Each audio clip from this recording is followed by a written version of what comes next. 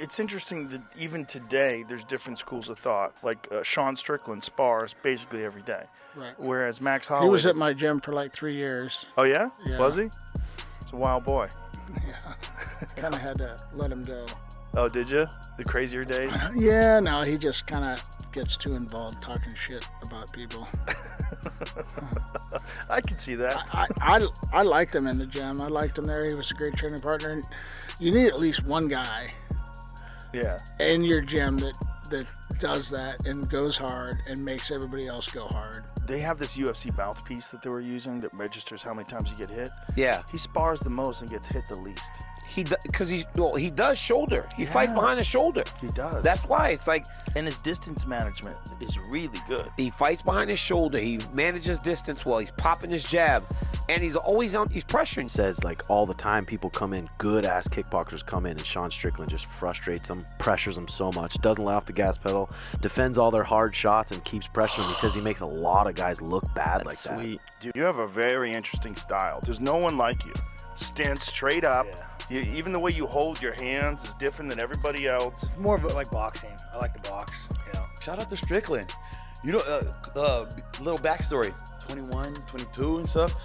He would call me to go over and spar with Šon. Šon was fighting at 185.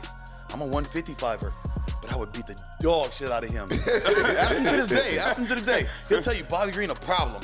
I used to beat Šon's ass, and finally, Šon started hanging around.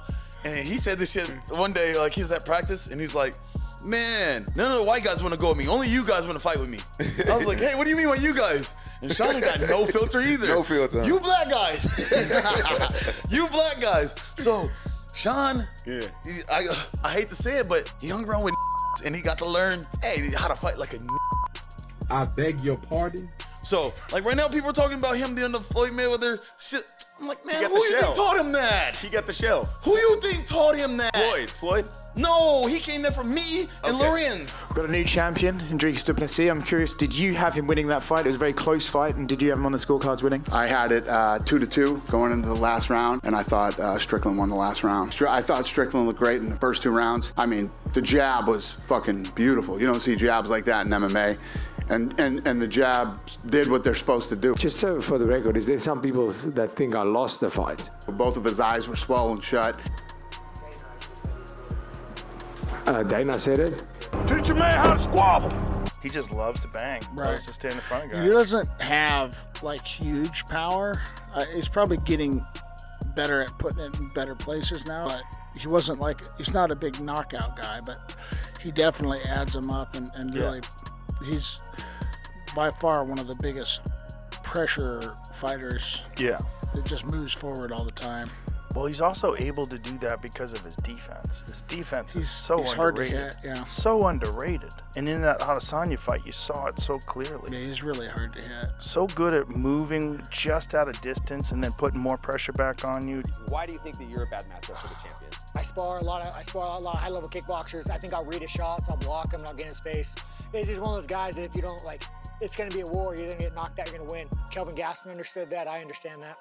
Well, for me, I think that you would be a tough matchup for the champion because I don't know if you know this, but you are the least hit middleweight in middleweight history, not just amongst active I don't like to get hit, you guys. It's amongst all middleweights in history. Now, Šon, just not very long ago, got knocked out by Pereira.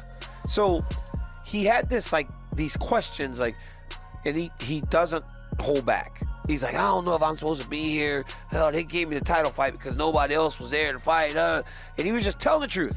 But the moment he got into the octagon, he beat Izzy, man. Every round. He looked so every calm, second of the round. He did not look like he was over. I said he looks nervous when he walked into the octagon. A minute in, I go, he's not nervous, fellas. I go, this dude is locked in. And he pitched a shutout. It was, that right hand that he landed was so clean.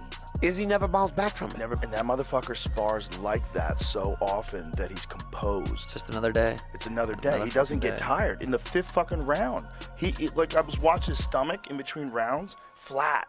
Just standing there, drinking water, flat. Šon Strikland looks so fucking good. Yeah. I don't know if that was Izzy being flat. It might be that he underestimated him.